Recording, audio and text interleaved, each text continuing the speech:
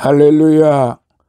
오늘은 지난 시간에 이어서 신약 성경 로마서 8장 5절로부터 11절까지 있는 말씀 34번째 34강이 되겠습니다. 먼저 5절로부터 11절까지의 본문을 같이 보시도록 하시겠습니다.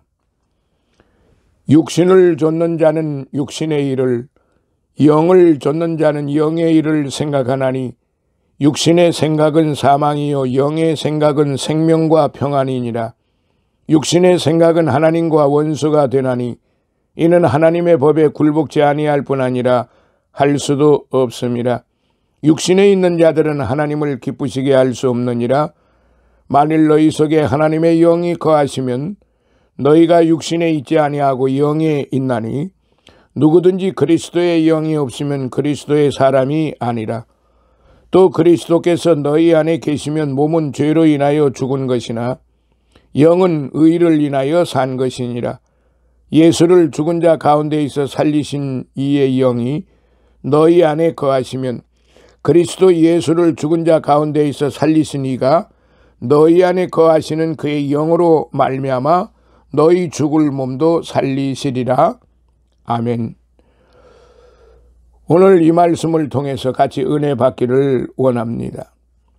누구나 교회에 나오기 시작하면 그리스도인으로 자처하고 그렇게 인정해 주는 것이 상례입니다.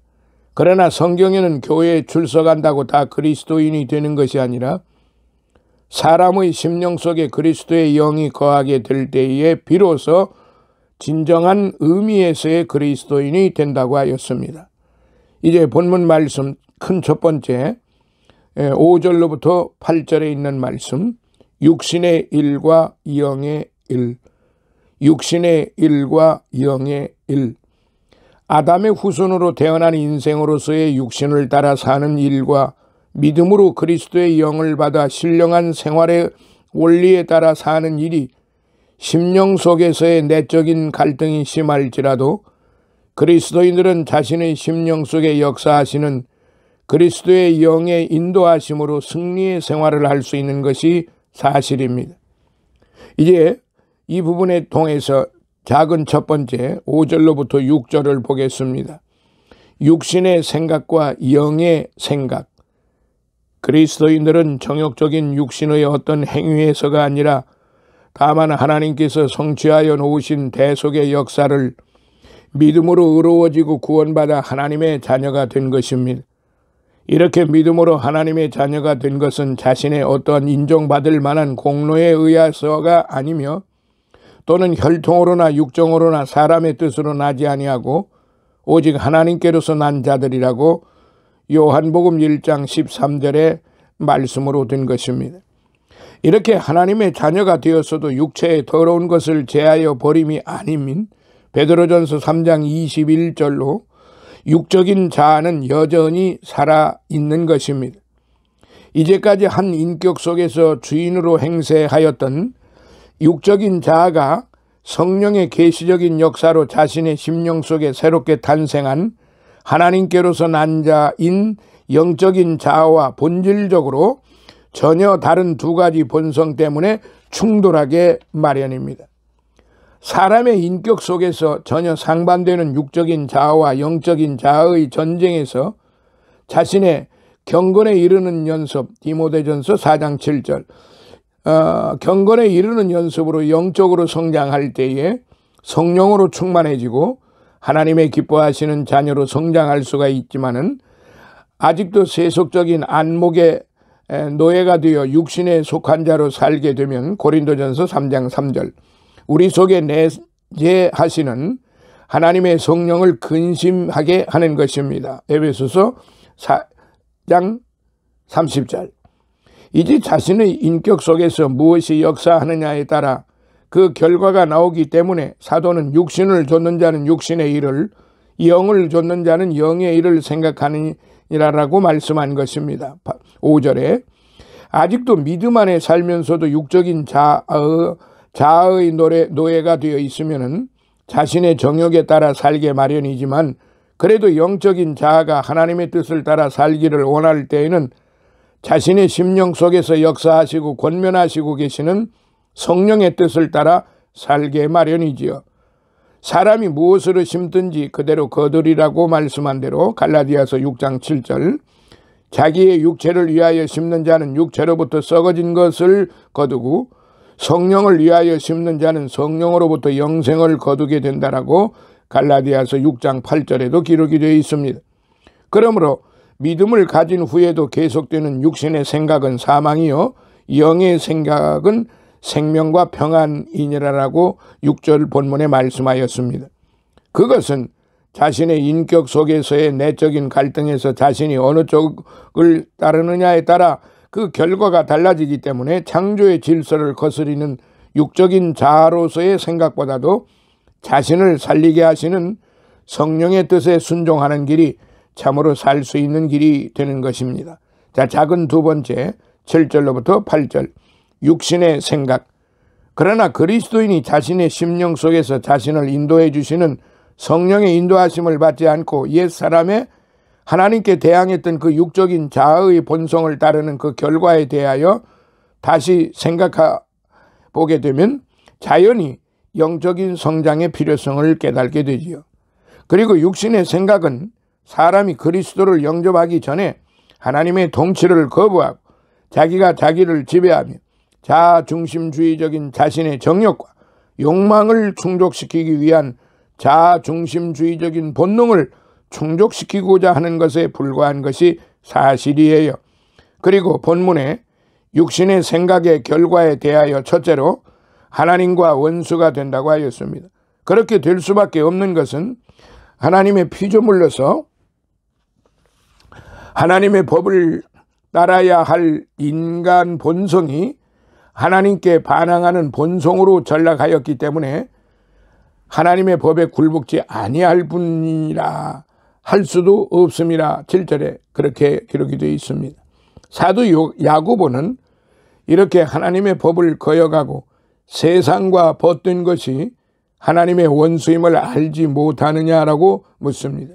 그런즉 누구든지 세상과 벗이 되고자 하는 자는 스스로 하나님과 원수되게 하는 것이니라 라고 하였는데 야고보서 4장 4절에요. 자, 둘째로 육신에 있는 자들은 하나님을 기쁘시게 할 수 없다 8절인데 하나님의 창조 질서를 거역하고 하나님의 법에 순종치 아니하는 것이 하나님을 기쁘시게 하지 못하는 것이 되는 것은 너무나도 당연한 것입니다. 언제나 정욕적인 육신의 생각은 자신의 욕망을 충족시키고자 하는 본능적인 자세 때문에 하나님과 원수가 되어 하나님을 노엽게 하지만 하나님께 대한 믿음만이 하나님을 기쁘시게 할 수 있기 때문에 히브리서 기자는 믿음이 없이는 기쁘시게 못하나니 하나님께 나아가는 자는 반드시 그가 계신 것과 또한 그가 자기를 찾는 자들에게 상 주시는 이심을 믿어야 할지니라라고 히브리서 11장 6절에 그렇게 증거하였습니다. 자, 이렇게 육신의 생각의 동기와 결과를 살펴볼 때에 이 육적인 자아에 소욕하는 것의 결과가 어떻다는 것을 알 수가 있어요. 이 말씀은 그리스도인으로서 성령의 내주하심으로 믿음의 생활을 시작한 다음에 자신의 심령 속의 영적인 자아가 점진적으로 성장하여 이렇게 무서운 결과를 자초하는 육적인 자아의 생각을 극복해야 된다는 사실을 강조하기 위하여서 임을 알 수가 있는 것입니다. 꾸준한 신앙의 성장으로서만이 영적인 성숙한 인격을 갖추게 되지요. 육적인 자아와의 내적인 전쟁에서도 승리할 수 있다는 것을 말씀하는 것입니다. 자, 이제 큰 두 번째 9절로부터 11절 그리스도의 영이 거하는 사람, 그리스도의 영이 거하는 사람. 사도 바울은 본문에서 그리스도의 영이 거하는 사람을 그리스도인, 크리스찬이라고 부른다고 하였습니다. 다시 말하면 그리스도의 영인 성령을 받고 믿음을 가져 예수님을 구세주로 영접한 사람을 세속적인 사람과 구별하여 그리스도의 사람이라는 뜻으로 그리스도인, 크리스찬이라고 부르는 것입니다. 자, 작은 첫 번째, 살리는 영. 살리는 영. 9절로부터 10절에 있는 말씀. 육적인 자로서의 자연인이 하나님의 계시적인 역사로 그 마음속에서 성령께서 역사하심으로 자신의 심령 속에 하나님께 대한 불신앙 죄를 회개하고 자신의 죄를 대신하여 십자가에서 죽으신 예수 그리스도를 구세주로 자신의 심령 속에 영접하였으면 그 심령 속에서 성령의 역사하심으로 거듭나는 중생을 하여 영적인 새 생명, 즉 영원한 생명이 탄생하여 하나님의 자녀가 되고 그 이름이 천국 호적인 생명책에 기록이 되어 천국 시민권을 소유하게 되는 것입니다. 이렇게 믿음으로 육적인 옛 사람에서 영적인 새 사람으로 다시 태어난 중생 한 사람을 크리스찬, 그리스도인이라고 부르게 되는 것입니다. 그리스도인이란 명칭이 안디옥 교회에서 안디옥 교회의 교인들이 너무나 열심히 그리스도를 믿고 그를 찬양하고 모든 사람들에게 그를 선포하고 가르쳤기 때문에 제자들이 안디옥에서 비로소 그리스도인이라 일컬음을 받게 되었더라라고 사도행전 11장 16절에 기록한 대로 그리스도인이라는 별명을 얻게 된 것입니다. 처음에 그리스도인이라는 말은 그리스도를 믿고 따르는 사람들이라는 명칭으로 교회 밖의 사람들에게 불리움을 받게 된 것인데 지금은 모든 그리스도인들에 대한 보편적인 명칭이 되어버렸습니다. 후에 종교개혁 시대에도 천주교의 권위에 도전하고 항의하는 종교개혁의 무리들에게 항의하는 자라는 뜻으로 프로테스탄트라고 부르게 된 것이 지금의 개신교도라는 일반적인 명칭을 얻은 것과 같은 것입니다. 이제 그리스도인의 심령 속에 하나님의 영이 거하시기 때문에 이제는 더 이상 육적인 사람이 되어 정욕이 노예가 되어서는 안 되며 하나님의 뜻을 거역하여서도 안 된다는 것입니다. 그것은 이제는 육적인 사람에서 영적인 사람으로 변화되었기 때문입니다. 그리고 본문에서 그리스도의 영이 내주하는 사람만이 그리스도인이라는 걸 강조하였습니다. 본문의 문맥상의 성격으로 보나 그 의미적인 면에서 볼 때에 본문에서의 하나님의 영이나 그리스도의 영은 다 같이 성령을 지칭하여 말씀한 것을 알 수가 있습니다. 성령은 하나님의 영이심에 또한 그리스도의 영이신 것입니다. 이렇게 그리스도께서 성령으로 그리스도인의 심령 속에 내주하고 계시면 그를 곧 그리스도인이라고 부를 수 있게 되는데 이렇게 성령께서 내주하시는 그리스도인은 아담의 원죄로 인하여 이미 그 영혼이 죽었고 그 몸도 죽음을 전제하고 살게 되기 때문에 몸은 죄로 인하여 죽은 것이지만 믿음으로 성령이 내주하시는 그리스도인은 영으로는 그의 믿음으로 얻은 하나님의 의로 말미암아 살게 된다는 것입니다. 그것은 그리스도인이 믿음으로 얻은 새 생명은 곧 영원한 생명이며 하나님께서 믿는 자에게 주신 영적인 생명이기 때문에 그렇습니다. 자, 작은 두 번째 11절 부활의 원리. 부활의 원리.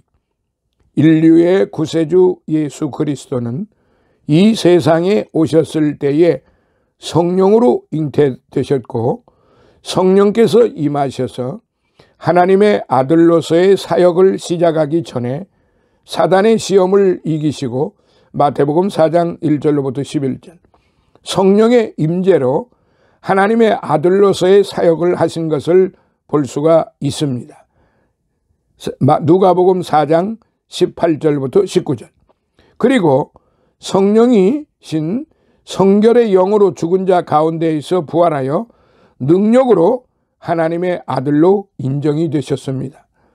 이 말씀들은 이 세상에 오신 예수님의 전 생애가 성령의 역사하심으로 역사하셨다는 사실을 분명하게 증거하였고 특히 인류의 최대 원수가 되었던 사망을 정복하고 부활하신 역사도 성령의 역사였다는 것을 강조하였습니다. 그래야 예수를 죽은 자 가운데에서 살리신 이의 영이 너희 안에 거하시면 그리스도 예수를 죽은 자 가운데 있어 살리신 이가 너희 안에 거하시는 그의 영으로 말미암아 너희 죽을 몸도 살리시리라. 11절에 그렇게 말씀하신 거예요. 그것도 바울이 증거하는 기독교 복음의 핵심이 그리스도의 십자가에서의 대속의 죽으심과 부활, 고린도전서 15장 1절로부터 4절이며 그리스도인이 믿음을 갖추면 그리스도와 연합한 자가 되며 그로 인하여 그리스도인은 그리스도의 죽음과 부활에도 연합한 자가 되기 때문에 그리스도와 함께 죄에 대하여 죽고 의에 대하여 살게 된다는 말씀입니다. 이 말씀은 그리스도인이 믿음으로 영원한 생명을 얻었을 때에는 그 영원한 생명의 씨가 이 죽을 수밖에 없는 육의 몸을 신령한 몸으로 다시 살게 하므로 영원한 부활에 참여할 수 있다는 것을 의미하는 것입니다. 사망이 죄로 말미암아 인류 사회에 침범하였다면 예수 그리스도의 대속의 죽으심으로 죄 문제가 해결이 되어 속죄함을 받았으므로 자연히 사망 문제도 해결되어 하나님의 인류를 향하신 창조 목적을 성취하게 된다는 것입니다. 이렇게 그리스도인은 하나님의 은혜로 자신의 공로도 없이 구세주 예수 그리스도를 믿음으로 정죄함을 받지 않고 죄와 사망의 법에서 해방되어 영원하신 하나님의 자녀로서의 특권을 누리게 됩니다. 이 모든 역사는 그리스도인의 심령 속에 내주하시는 성령의 역사로 성취되는 것입니다. 할렐루야. 오늘은 여기까지 하고 다음 35번째에서 12절로부터 계속 이어가도록 하겠습니다. 할렐루야. 감사합니다. 다음 시간에 다시 만나요.